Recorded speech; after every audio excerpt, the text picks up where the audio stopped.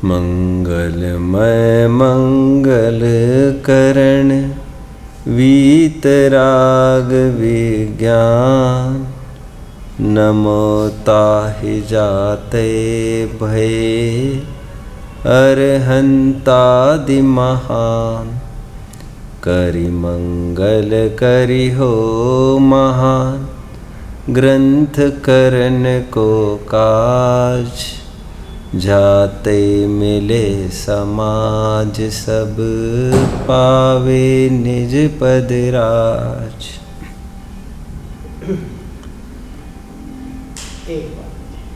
समग्र, हाँ बोलिए। विकल्प आया, हाँ भक्ति करते हुए हाँ विकल्प आया था। तो फिर मैंने भजन निकाला मोक्ष के प्रेमी, और कहा कि योगेश जी को समर्पित ये भजन।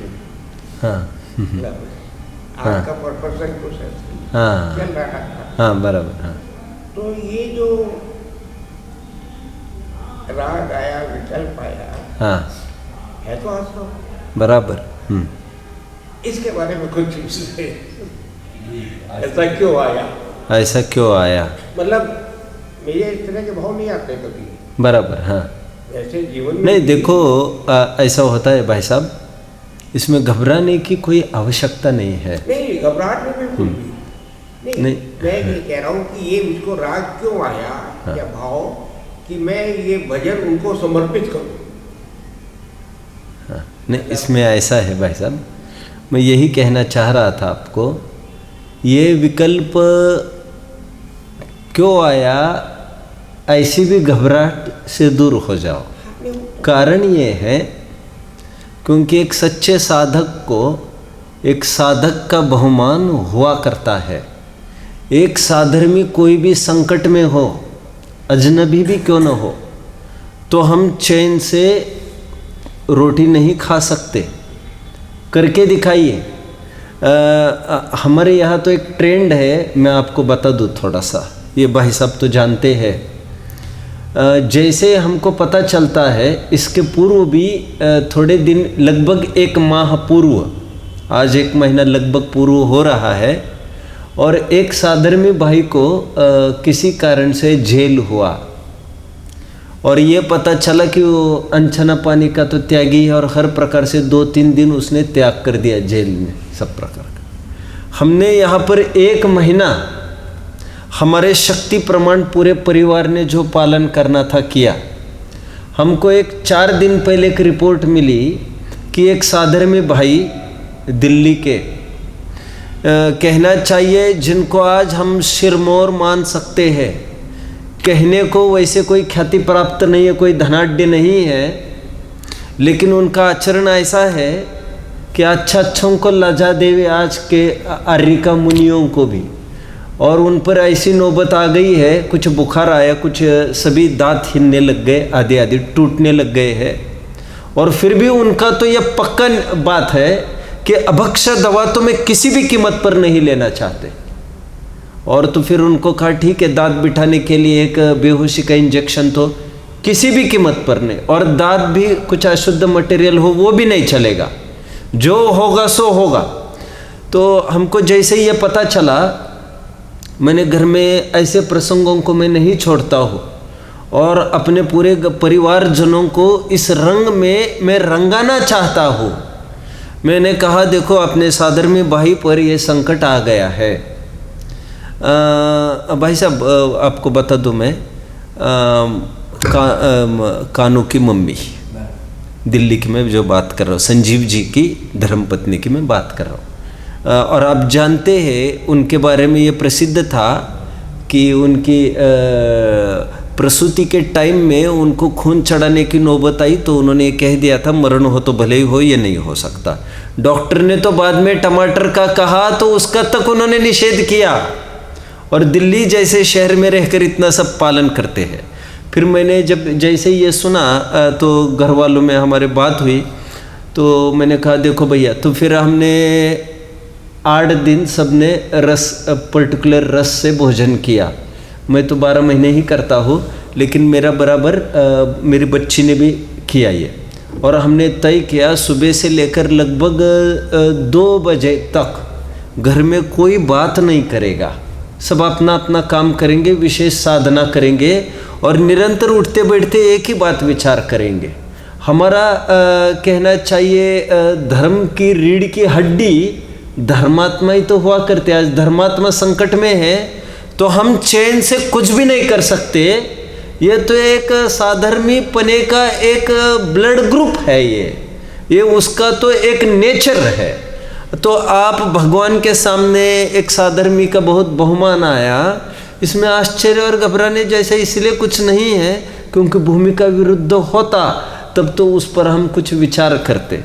और हमारी भूमिका आज ऐसी है कि हमको कुछ भी करते समय हम ये नहीं भूल सकते कि एक साधर्मी वहाँ पर है। हम यहाँ पर मिठाई खाए और हंसते हंसते बात कर सके, ऐसा नहीं होगा, फिर एकदम ऊपरी दिखावटी हो गया हमारा काम। हमारा लड़का ही जेल में है, थोड़ी देर के लिए मान के चलो, क्या बीतेगी हमारे ऊपर? हम चैन से कुछ भी खा पी सकेंगे?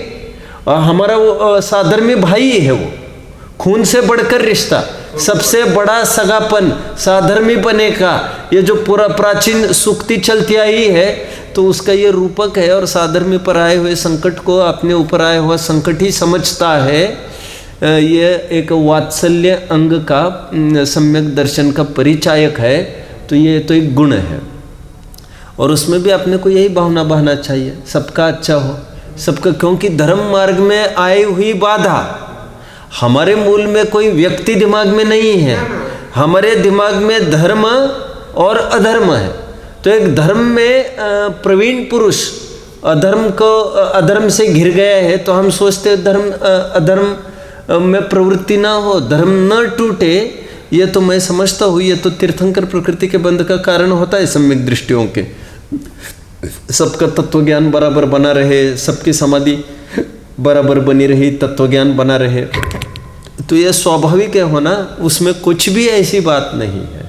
तो बहुत सहज होना चाहिए। और भगवान के सामने ये भाव आया तो उसमें कोई ऐसी बात ही नहीं है। क्यों नहीं आए?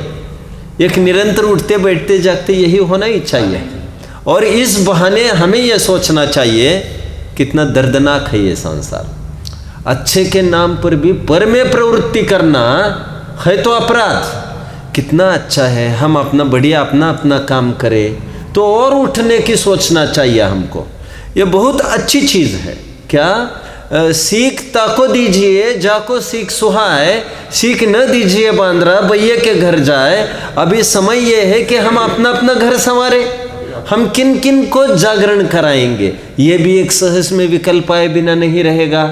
और फिर मराठी में एक बहुत अच्छी कहावत है भाई साहब, आप शायद समझते होंगे, आप तो समझेंगे ही, पुढच्याच ठेच मागचा शहाना। नहीं समझे आप? हाँ, एक लाइन में चल रहे थे लोग, आगे को धड़क गया आगे तो पीछे वाला सावधान हो गया।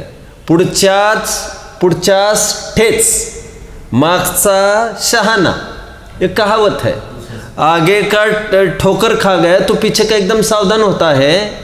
तो हमारे साथ संगति वाले ने जो किया इस समय में, इस प्रसंग में जयचंद जी को याद किए बिना नहीं रहा जा रहा है मेरे से।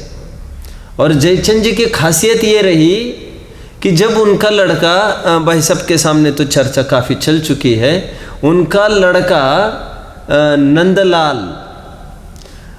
बहुत ही प्रवीण था और जिसकी प्रशंसा करते स्वयं पिता जयचंद थके नहीं हैं। पढ़ना चाहिए आपको। नंदलाल मेरा सुत गुणी, बालपने में विद्या सुनी, बालक भयो बड़ो परवीन, ताहू ने प्रेरण यह कीन। कौन सी प्रेरण? यह सरवर सिद्धि के वचनिका के अंत में जो लिखा है वो मैं बात कर रहा हूँ। अब हुआ क्या कि एक ऑफर आया जयचंद जी को कि साहब विवाद की, यहाँ पर बहुत बड़ा आयोजन है विवाद का, राजा ने आमंत्रण दिया है, बौद्ध की तरफ से फलाना लामा आ रहे हैं, हिंदू की तरफ से फलाना आचार्य आ रहे हैं, इनकी तरफ से फलाना मौला आ रहे हैं, इनकी तरफ से फला ये आ रहे हैं। जैनी की तरफ से, दिगंबरों की तरफ से आपकी गुजारिश की है खास मंत्रियों ने, तो फरमान आया है, आपको आमंत्रण आया है वहाँ से, तो आप जाए। जयचंद जी ने नकारा जाना, फिर आपकी तरफ से कोई नहीं होगा तो कैसे प्रभाव न करेंगे। फिर उन्होंने मना किया, जब बहुत आग्रह किया तो उन्होंने इतना भर कहा, ठीक है मेरे पुत्र नंदलाल को लेके जाइए।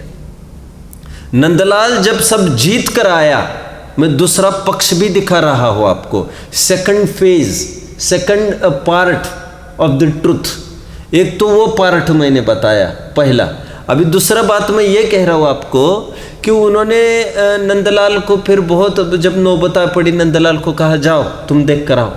और नंदलाल इतना उद्भट विद्वान था, कोई साधारण नहीं था, वो जीत कर आएगा इसमें तो कोई शक नहीं था।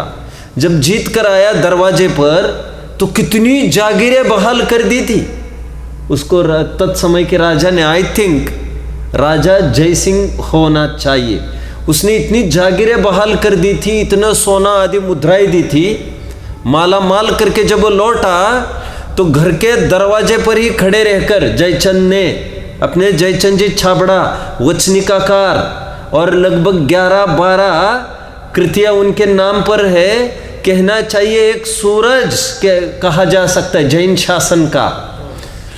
और उन्होंने दरवाजे पर खड़े रहकर ही नंदलाल को कहा, सब लौटा कर आ जाओ फिर से, ये कुछ इसके लिए नहीं भेजा था तुम्हें, नहीं ये तो राजा देते ही है, राजा महाराजा, लेकिन तुम लौटा के आ जाओ फिर से, कहीं उनके चमचेगिरी की नौबत ना आ जाए हमारे ऊपर। और नहीं भी आए तब भी कान भरने वाले जगह जगह खड़े हैं।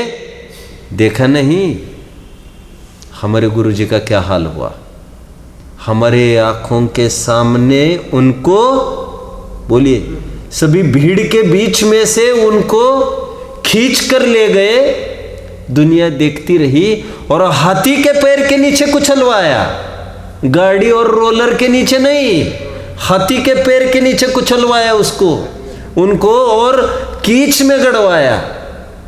यह हाल हमारे गुरुजी का हमारी 2 आंखों ने देखा है, और समाज के लाखों आंखों ने देखा है ये नज़ारा। बच्चे अभी तुम पैदा भी नहीं हुए थे, तुम जाओ लौटा के आ जाओ, जमाना ठीक नहीं है, किसी के बारे में ये वाद विवाद का भी चस्का ठीक नहीं है। मैंने पुरानी कहावत सुनी थी मेरे बुज़ुर्गों से, मुझे याद आ रही है बहुत टाइम से, मैंने ये लगभग सुनी थी 20 साल पहले, 25 साल पहले। गुड़ खाओ आड़ का खाओ, कुछ समझे नहीं, कहावतें सब जगह सब अलग अलग। गुड़ खाते हैं तो आड़ का खाओ, सबके सामने नहीं खाओ, अच्छी चीज़ छिपा के खाओ, महंगी पड़ेगी बहुत चीज़। और जो जिनका जीवन नुमाइशी होता है, तो है थोड़ा दिखाना बहुत, अथवा है भी बहुत और दिखाते भी बहुत है, वे ही रोंदे जाते हैं। तो इसलिए मूर्ख बनकर रहना एक समझदारी है। लोगों के सुधार का अखाड़ा खड़ा करना ये बहुत अच्छे निशानी नहीं है। और उनको जो कभी सुनने ही नहीं है, अरे अपने घर के ही अभी कितने भटक रहे हैं, उनको ठिकाने लाना मुश्किल है। अपने अपने भाइयों में हम कहाँ दूर का पल्ला ढूंढ रहे हैं। तो जितनी व्यापक सोच है उतनी पराधीनता उतना दुख है, जितनी संकुचित सोच है उतना सुख है, उतनी स्वाधीनता है। और संकुचने का काम जैन शासन है, फैलने का नाम शासन नहीं है, वो तो आसन है। आसन मतलब गिरना, एक शासन गुणस्थान है, स आसन, आसन मतलब गिरना, शासन नहीं है, यह आसन है। तो कहने का हम 2 शिक्षा इससे सीख सकते हैं। हमारा भाई आज संकट में है तो उसके प्रति महिमा कहना चाहिए। महिमा की तो क्या बात है इसमें, महिमा तो अपने से बड़ों की आती है, लेकिन उनके प्रति हम क्या कर सकते जिससे वे धर्म उनका बचा रहे, ये जरूर भावना बनी रहेगी। एक दूसरी ये भी ख्याल में आना चाहिए, समय की नजाकत देखकर आज के तारीख में हम कैसा कदम उठाए, ये फूक फूक कर कैसा कदम उठाए, ये भी समझदारी चाहिए इसके लिए। मतलब सब प्रकार की शिक्षाप्रद घटनाएं होती है, बनिए बनो जीवन में। किसी भी चीज़ घटना से शिक्षा लेना नहीं चूकना चाहिए। हमारा बाप मरेगा तब भी हम पाएंगे ही, हम क्या पाएंगे? वैराग्य पाया तो अरे बाप क्या, स्वयं के मरने की कीमत पर भी यदि वैराग्य धन मिलता है तब भी हम इसको उपलब्धि ही आंकते हैं। मराठी की और एक कहावत याद आ रही, न जाने क्यों, गढ़ आला पण सिंह गेला, ये भी याद आ रहा होगा आपको। हाँ, वो कह रहे गढ़ तो आ गया, तानाजी मालूसरे ने स्वयं की तो आहुति दे दी, लेकिन गढ़ आ गया। कह रहे अब गढ़ को लेकर क्या करे, बोला वो तो शेर ही चला गया हमारा। तो ठीक उसी प्रकार अभी थोड़ी उल्टी अपेक्षा, मैं ये कह रहा हूं, यदि जान भी जा रही है और यदि हमको वैराग्य होता हो उस बहाने भी, मैं कहता हूं जान जाने की जोखिम लाभदायक है। बहुत शिक्षाप्रद है ये घटना। मतलब इसको अनेक अनेक फैसेट्स से, अनेक अनेक एंगल, दृष्टिकोण, पर्सपेक्टिव से देखी जा सकती है घटना।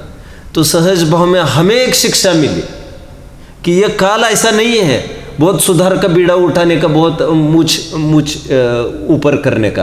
अपना अपना लोटा छानो। मैं मजाक नहीं कर रहा हूँ, आपको आत्मीयता की बात करता हूँ। वैसे अपने घर के ही लोग हैं, मैं यहाँ पर रहता हूँ इस संस्थान में, और मैं इतना भी विकल्प नहीं पालता क्या हमारे बगल वाला के ऊपर नौबत बेकार आ रहे, हम उसको कुछ समझाइश करें, नहीं होता मुझे भाव। मैं सही कह रहा हूँ। और यदि उसकी योग्यता है, वो बराबर हमसे जुड़ा है बहुत आत्मीयता से, कभी पूछे तो हम उसको बताएं, क्योंकि टाइम और स्थितियाँ ऐसी नहीं है कि हम किसी को शिक्षा दें।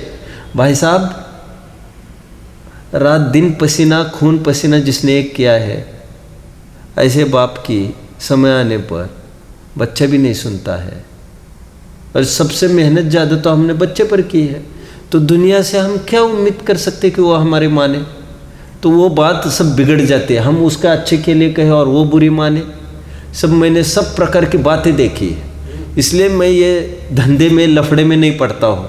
किसी को व्यक्तिगत कोई सुझाव नहीं देना, ये बात पक्की है मेरे खून में। एक, जो भी कुछ बोलना है सामूहिक मंच पर ही बात करेंगे।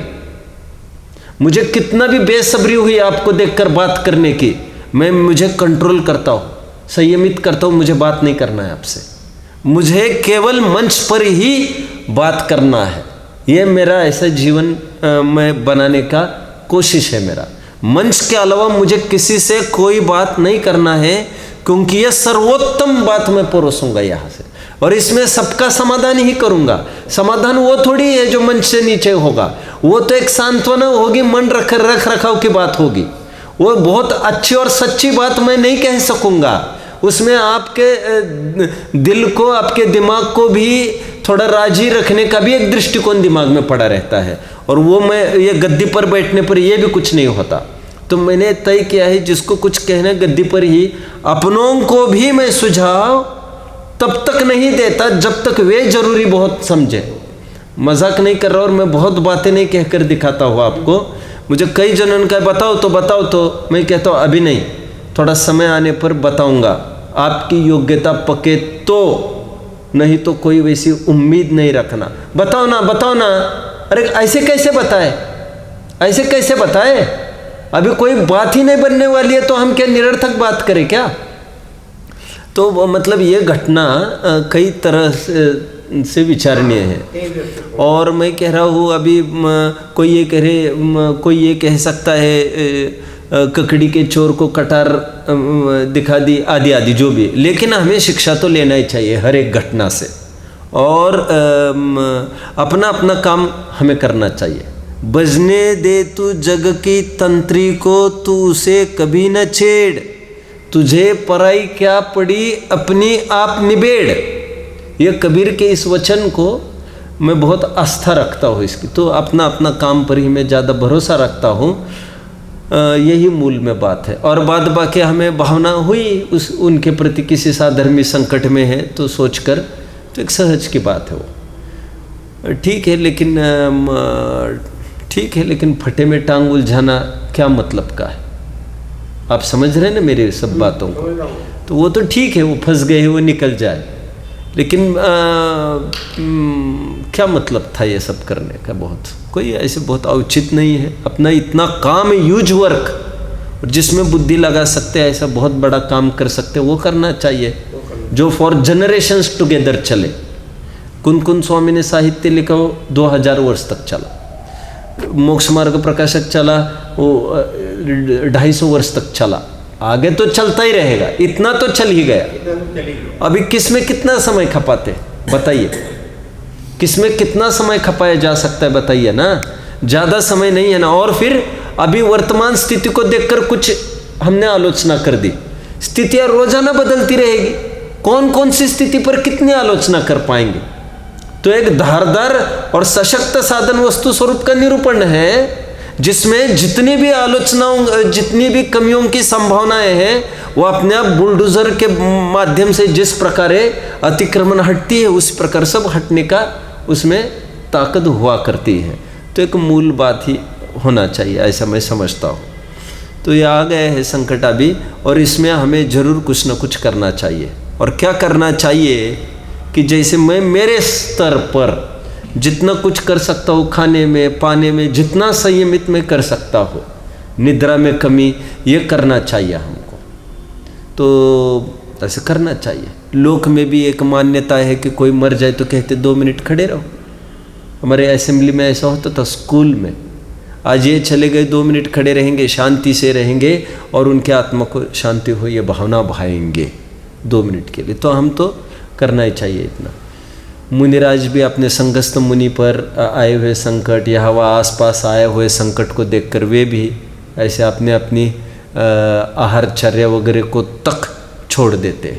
सब समस्या ऐसी देखकर होता है। स्वाध्याय को छोड़ देते, राजद्रोह हो जाए स्वाध्याय को छोड़ देते मुनिराज। पढ़ना चाहिए। तो ये परिस्थितियाँ है। और कोई प्रश्न है जिस पर मैं फोकस करूँ ऐसा लगता है? नहीं, ठीक है, नहीं वो ठीक है। तो इसमें दोनों बातें विचारना चाहिए कि ये ठीक है, अभी भूमिका ही है, तो ऐसा राग आए बिना रहेगा नहीं। और दूसरी तरफ से ये भी ख्याल में आना चाहिए, धर्म की प्रवृत्ति हो जाए उनको, ऐसा लगना चाहिए। और बल्कि मैं ये कह रहा हूँ, सबको सन्मति दे भगवान। हाँ, अपने क्या और गैर क्या, हमारे क्या और पराये क्या, जिन्होंने ट्रैप किया है, जिन्होंने फंसाया है, सच्चा शौर्य और प्रताप तो वह है, उनके बारे में भी आप ऐसा सोच कर देखो, क्या उनका भी अच्छा हो, उनका भी अच्छा, वे भी सन्मार्ग में आए, नहीं उनका भी खराब हो जाए। अरे तो तुम में और उनमें क्या अंतर रहा? तुम में और उनमें क्या अंतर रहा? वो तो वैसे ही कर रहा है। हमने बहुत अच्छी नीति, क्या उसमें ये कहा है, मेरे उपकारियों के, जिन्होंने मेरे ऊपर उपकार किए उनका अच्छा हो, ऐसी भावना भाना, ये ठीक उसी प्रकार दोषयुक्त है जिस प्रकार कोई लोग ये सोचे कि उन्होंने मेरा बिगाड़ किया है तो उनका भी बिगाड़ हो।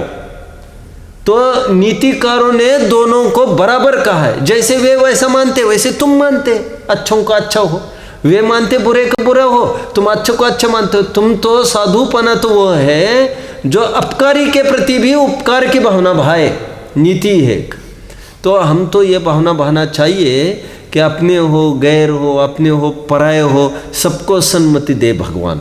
ये तो लौकिक बात, गांधी जी की बात है, ये तो सबको सन्मति दे।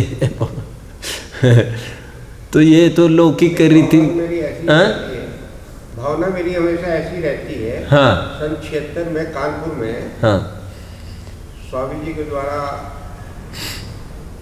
प्रतिमा थी, ऐसा कुछ प्रसंग आया कि जिनवानी फेंकी जाए कुछ,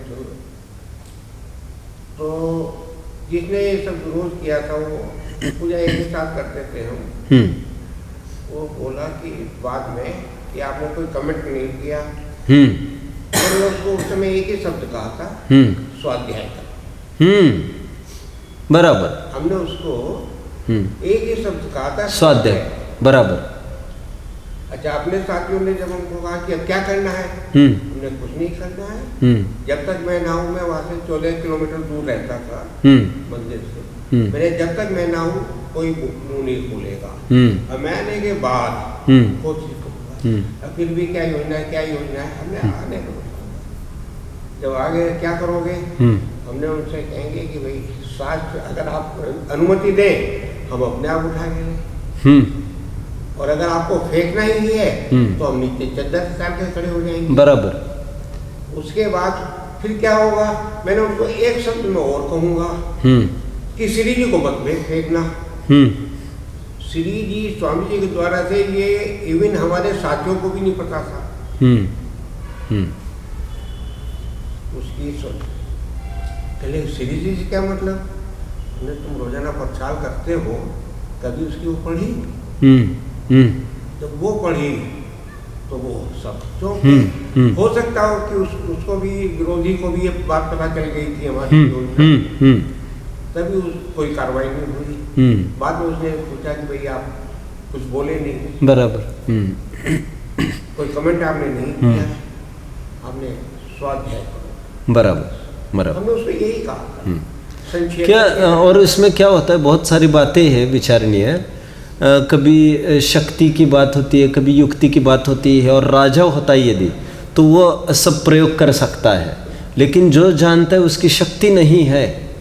देखो हम पंचायत देह कोट करते हैं उसको हमेशा भाई साहब, कि पंचायत देह में एक छंद आया है जिसमें कहते हैं जब तक तलवार है, जब तक धन है, और जब तक लेखनी है, तब तक हमको पीछे नहीं हटना चाहिए। जैनी पीछे नहीं हट सकता जब तक तलवार की बात कही उन्होंने। तो जो जिस लायक हो, अभी हर जना ऐसा सोचने लग जाए लाओ मेरी तलवार, अरे भैया वो लिखा है, मुगलों के काल का ग्रंथ है वो, तब तो आए दिन वही समस्या थी। आज तो ऐसी कोई बात ही नहीं है, कोई थोड़ी ना घुसता है हमारे घर, लेकिन हम माइक लगा लगा कर यहाँ वहाँ हम दुनिया भर अपनी बात करेंगे तो हमको दिक्कत आ सकती है। चुपचाप काम करने में आज के काल जैसा कोई काल नहीं है, स्वाधीनता है पूरी। तो स्थितियों को देखकर हमें करना चाहिए, अपनी ताकत देखकर बढ़ना चाहिए। सदा सुखदास जी ने भी कहा, शक्ति हो तो प्रतिकार करे, शक्ति नहीं हो तो ऐसा विचार करे, मंदिर बिगाड़ रहे हैं तो बिगाड़ने दो, क्योंकि मंदिर के आश्रय से परमार्थ धर्म नहीं है, मेरे रत्न के आश्रय से मेरा परमार्थ धर्म है, जो मेरे से अभिन्न है, अमूर्तिक है। और दुर्जन तो मंदिर तोड़ते रहते हैं। वात्सल्यां को पढ़ना चाहिए जाकर सदा सुखदास जी को, दुर्जन तो मंदिर तोड़ते रहते हैं, सज्जन तो मंदिर बनाते रहते हैं। तो उसके भी फिक्र नहीं करना, ऐसा कहा। तो सब स्थितियाँ होती है, सब बातें होती है, सिगड़ियाँ जलती रही सिर पर। अभी हम कहाँ तक क्या क्या बचाएंगे, और उसके पीछे वो अपनी जान न ले ले, तो एक पर्टिकुलर मर्यादा होती है। कहाँ करेंगे और उसमें हमारा उपयोग खराब ही होगा। नहीं अपना देखो, अपना काम छोड़कर, बराबर, अपना तो काम हमने किया नहीं, बराबर, और जिधर करने की कोशिश कर रहे वहाँ होना नहीं है, राइट, बराबर। तो अपनी ताकत, अपना बल देखकर ही आगे बढ़ना चाहिए। Tact consists in knowing how far you can go so far, एक इंग्लिश कहावत है। हम जज्बे में 2-4 कदम तो बढ़ गए और फिर बाद में लगा रहे मैं नहीं चल सकूँ। तुम ना यहाँ के रहे ना वहाँ के रहे, अभी तुम पहले ही सोचना चाहिए था तुम चल सकोगे क्या। तो इसलिए एक अच्छी एक शिक्षा सदा सुखदास जी ने दी है। तो सब ये बात देखकर तुमको निर्णय करना चाहिए। और किन किन से हम लड़ सकेंगे बताइए। आज जैनी समाज तो बहुत छोटा है, कहीं और दूसरे ही आ जाए तो फिर क्या करेंगे। 17 बार मोहम्मद गजनवी कौन ने आकर 17 बार एक टेम्पल को लूटा, सोमनाथ को। क्या किया बताइए आप, क्या कर सके। कैसा कैसा काल बीता, रोंदते हुए सिकंदर पूरा उत्तर से लेकर दक्षिण तक रोंदते आया। क्या कर सके बताइए। और तब एक समर्थ सम्राट थे अपने चंद्रगुप्त, तब तो कोई बात बनी थोड़ी बहुत कुछ। आज के तारीख में कुछ हो जाए तो बात इतनी सी तो बनेगी। अपना अपना लोटा छानो भैया, अपना अपना धर्म सुरक्षित रखो। और वो धर्म तो अपने हाथ में। तो दुनिया का हम बहुत होड़ कर सके ऐसा ये बहुत टाइम नहीं है। दुनिया से अपरिचित रहो, सबसे सुंदर वरदान। All the people less known in the heaven are well known on the earth and all the people less known on the earth are well known in the heaven. कम परिचित रहो, सब हमने तो देखा नहीं, हम तो जानते नहीं। हमको आज लगता है 10 जन ये कह रहे हम सचिन जी को जानते, तो हमें लगता है हम अच्छे आदमी, विशेष एक्टिव, हम एक्टिव है। और 25 जन के हम तो आपको जानते नहीं, क्या नाम है, हम पहली बार सुना। तो अंदर से चोट यदि लगे तो समझ लेना चाहिए अभी संसार बहुत बड़ा है और कोई नहीं पहचाने मुझे, ऐसा भाव हो। और पहचाने तो अच्छा नहीं लगे तो समझ लेना चाहिए संसार सीमित रह गया। अपनी पहचान हम परे की तरफ से बनाने की दुष्प्रवृत्ति कोशिश नहीं करें। बिल्कुल सही। हाँ, तो ये बाहर की तो ऐसे ही चलता है, माइट इज़ राइट। जो जैसे मेजोरिटी होती है, धिटाई खाए मिठाई, जिसकी लाठी उसके भेज। तो काल बहुत विकराल है, इसमें जितना हम धर्म कर सकते हैं हमको साधना चाहिए। बहुत स्थिति बहुत अनुकूल नहीं है। जैनियों के तो जैनियों के लिए आज व्यापार करना, जैनियों के लिए आज धंधा करना, जैनियों के लिए नौकरी करना कोई हंसी खेल नहीं आज भाई साहब। वो किसी के बीच में उठना बैठना सज्जन को वो नहीं कर सकता ये काम। सब अपने नीति उसूलों को पाल कर आज बहुत खतरे से खाली नहीं है ये। तो हम कैसे अपना विरक्त रहकर सीमित अपना आवश्यकताओं को सीमित करके अपना कैसे काम कर सकते हैं, इसका ध्यान रखना चाहिए। जैनी भय जैनी के निंदक, पंचम काल जोरा। बात को पूरी करिए। जैनी भय जैनी के निंदक, पंचम काल जोरा। ध्यानत सब देख कर चुप रहिए, जग में जीवन थोड़ा। ये जैनी ही अपने को तोड़ फोड़ के नोच नोच कर खाना चाहते हैं। अरे क्या बात करते साहब, 2 विद्वान ऑलरेडी जमे हैं कहीं, अभी तीसरा विद्वान घुसना चाहे संस्था में, उसको एडी छोटी का प्रयास करना पड़ता है। अब फिल्म इंडस्ट्री की बात कर रहे हैं आप, कोई क्रिकेट आदि की अथवा ओलंपिक्स की बात कर रहे हैं, वहाँ पर घुसना मुश्किल है, कंपटीशन है आजकल सब। अरे भैया यहाँ पर तो विद्वान कोई घुसने नहीं देगा, तुमको जितना नीचे गिरा सकते हो गिराएगा। वो थोड़ा भी आगे बढ़ा आप उसको लाइक नहीं करेंगे। हमारी कषाय हर जगह हम हावी रखते हैं, तभी तो संसार सुरक्षित रहता है। और हम संसार को किसी भी कीमत पर असुरक्षा नहीं होना देना चाहते, तब तो फिर ये होता रहता है। इसलिए लिखा दयानंद राय जी ने कि आज के जैनी तो जैनी के ही निंदक है। पंचम काल जोरा, दयानंद सब देखकर चुप रहिए, जग में जीवन थोड़ा। हाँ, लोग तो मैंने बहुत देखा है एक्चुअली। एक जैन कर्मचारी एक नॉन जैन है, बड़े बड़े इंस्टीट्यूट्स है, लेकिन जैन को कोई भाव नहीं, नॉन जैन को पूरा भाव। पे भी ज़्यादा, सब भी ज़्यादा। और ऐसा नहीं कि कोई कैलिबर की कमी है, बस अंडर एस्टिमेशन। ये अपना है, रोज आते जाते जय जिन्हें ठोकता रहता है, ये अपना है, इसमें क्या है। आते जाते रहते घर पर तो यूज्ड टू हो गए ये आदमी। ये कभी कभार आता है, थोड़ी ऐसी बात करते तो थोड़ा वैल्यू करते उसको, तो अपने खून का क्या हुआ फिर। तो ऐसी बहुत सारी बातें हैं। अभी थोड़ी टाइम पहले बात चल रही थी, ये पारसी वगैरह लोग हैं, जैसे टाटा कंपनी है, तो टाटा में कोई भी पारसी आ जाए दरवाजे पर भी, पता चले पारसी आया है नौकरी की आवश्यकता के लिए, 2 आदमी जाओ लेके आओ, कहा। उसको खाली हाथ कभी नहीं रहता। वो कोई भी आया है उसको नौकरी मिलती है उनके पास, खाली हाथ नहीं जाएगा, उनका चैलेंज है ये। बस हम इतना देखेंगे उसकी योग्यता कहाँ क्या है, उसको अकॉर्डिंगली फिट करेंगे।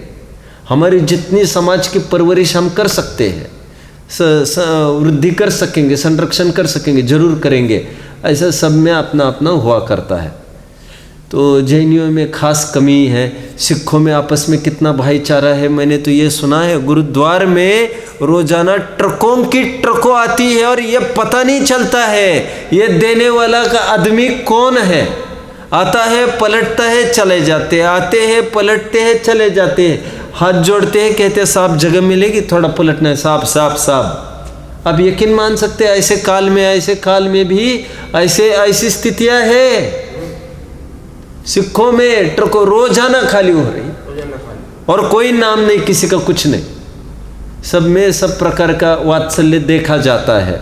और जैनियों में इसकी भारी कमी देखने में आती है, भारी कमी। और कहो तो आज मांस के त्याग में भी कुछ बात करने लग जाए हम, 10 लक्षण है मांस के त्याग के, चलो तो आधे जैनी निपट जाएंगे। पहले कहते हमारा पैसा उसमें लगा है, हम कैसे आए आपके साथ, हमारी संस्थान ऐसी चल रही है। अब जानते हैं ना अल कबीरा जो बहुत बड़ा मीट फैक्ट्री चलता है, हैदराबाद की है क्या, कहा हैदराबाद, 11 ट्रस्टी है उसके भाई साहब, जानते होंगे। 5-6 ब्राह्मण है, 5-6 जैन है।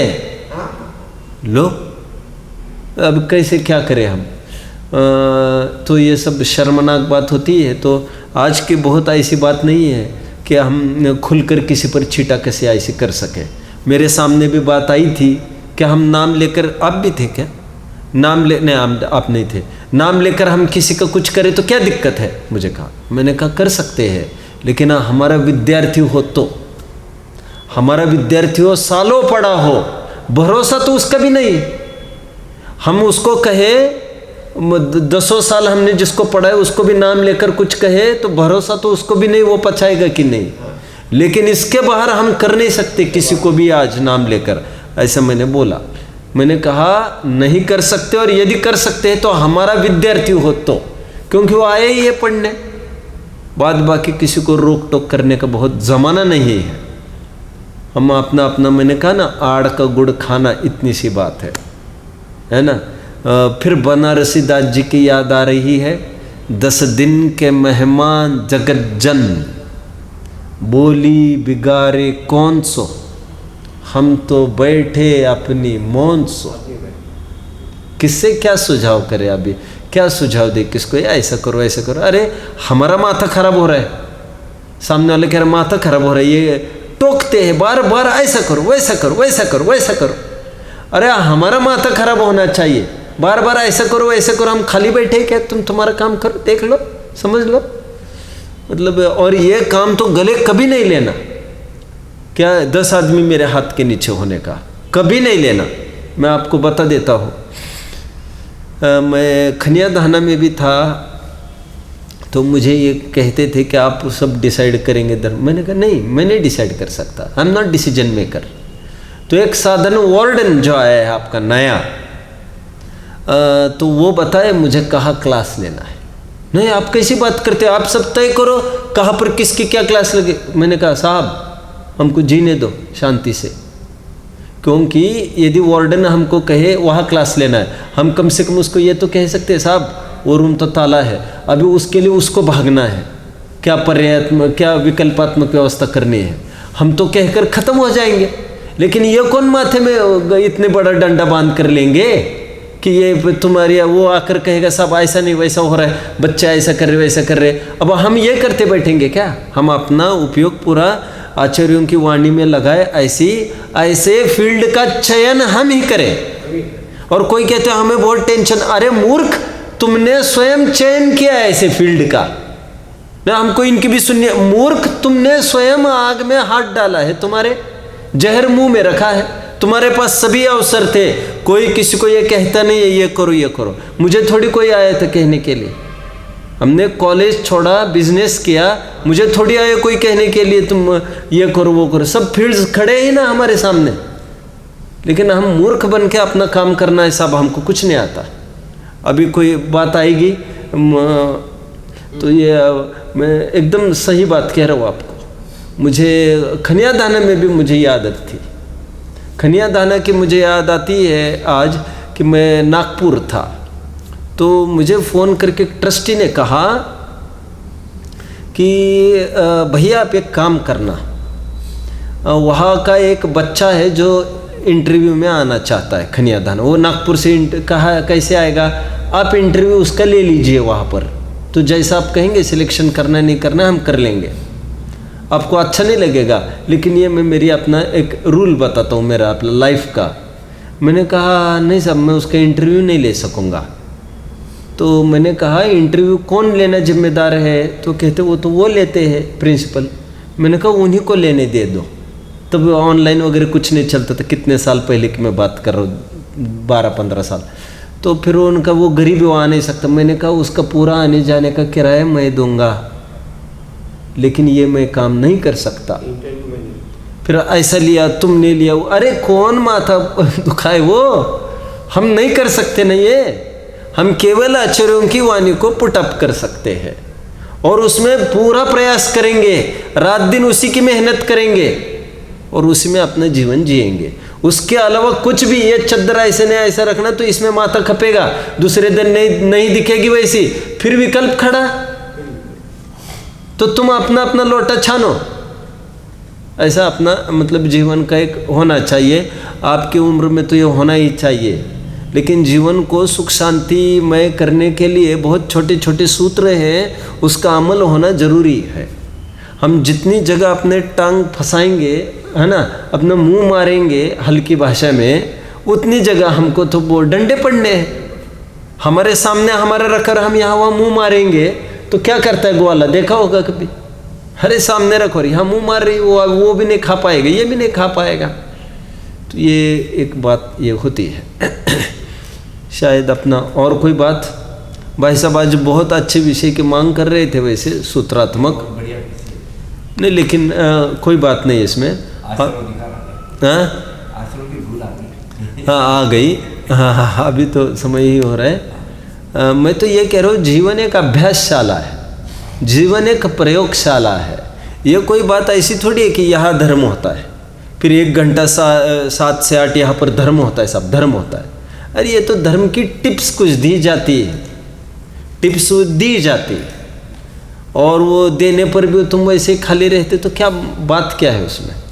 एक वो है जो टिप्स नहीं सुनता, एक वो है टिप्स सुनकर भी काम नहीं करता। किसका ज़्यादा लोक में किसका ज़्यादा गुस्सा आता है बताइए आप मुझे, बताइए। जो रोज़ सुनता और काम नहीं करता, जो सुनता ही नहीं उसका तो गुस्सा ही नहीं आता। आप समझे ना बात को। तो ये बहुत अच्छी बात नहीं है हम रोज़ स्वाध्याय कर रही है, अच्छी बात नहीं है।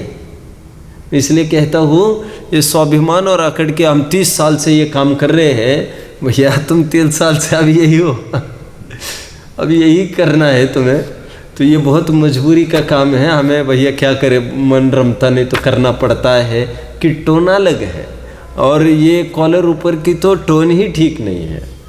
तो हमारा जीवन एक प्रयोगशाला है, कदम कदम पर हमें ऐसे अवसर खड़े हैं। मैं रोजाना के प्रवचन में कहता हूँ, सुबह उठते ही हमको मानस सेट करना चाहिए कि आज क्रोध के ऐसे अवसर खड़े होने वाले, आज मान का अवसर खड़ा होगा, आज घाटे का अवसर होगा, आज अपना आदमी दगा कर जाएगा अपने साथ, जिन पर अपना बहुत उपकार है वो आज ऐसा करेगा, वो अपना अपयश करेगा, आज ऐसा होगा, आज वैसा होगा, वो मुझे पलट कर बोलेंगे। सब सोच कर रखिए आप आपकी उल्टी अकल से, डेढ़ अकल से आप कुछ भी मत इमेजिन करिए। उस इमेजिनेशन को ही मिथ्यात्व कहते हैं प्योर भाषा में। हमने सोचा था, हमने ऐसा सोचना ही नहीं चाहिए, तुम्हें सब नेगेटिव सोचकर चलना चाहिए। अभी आपको कुछ समझाना है तो मुझे पहले माइंड सेटअप करना चाहिए। मैं जैसे आपको समझाऊंगा आप कहेंगे चुप रहो, आप मत हमको उपदेश दो, ये तैयारी से मुझे चालू करना चाहिए। तो फिर वो नहीं, फिर सब जोर नहीं आएगा। हम यही चाहते जोर ढीला पड़ जाए हमारा, और विरोध भी हो तो हमको कुछ उत्तेजना नहीं हो। तो ये होना चाहिए, ये सब बातें हैं। ज़्यादा समय ऐसा व्यग्र करने का नहीं है यहाँ वहाँ। और जितना ये फ़ोन वगैरह है ना, इसके ज़रिए ग्रुप बनाएंगे, 10-20 को जोड़ देंगे, ये सब बेकार काम है। ये फ़ोन को देखना ही बेकार काम है एकदम। ये बड़े फ़ोन का तो काम ही नहीं होना चाहिए। हमें चाहिए अभी छोटे फ़ोन का भी कितना 2 घंटा हाथ नहीं लगाएंगे, चाहे जैसा फ़ोन आए 2 घंटा ऑफ करके रखेंगे, अथवा 3 घंटे हो, कुछ मतलब ऐसे हमें सीमा करना चाहिए। संपर्क से हमको छूटना चाहिए अभी दुनिया के, यही एक उपाय है। जुड़े रहने में कुछ बात नहीं बनती अपने।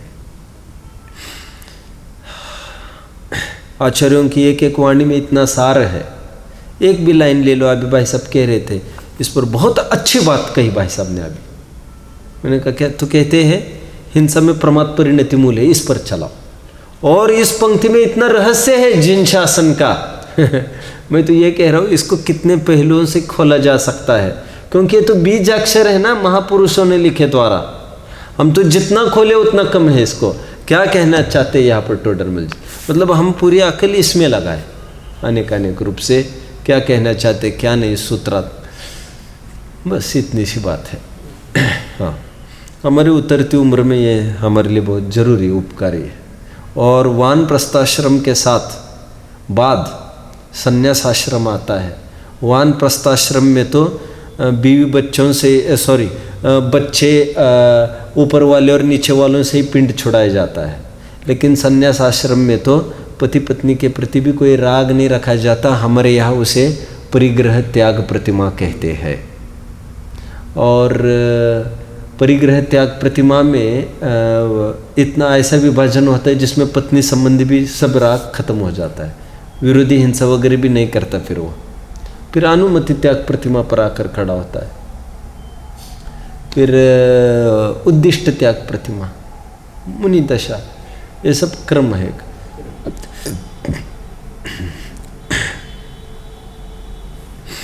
ठीक है। ओम।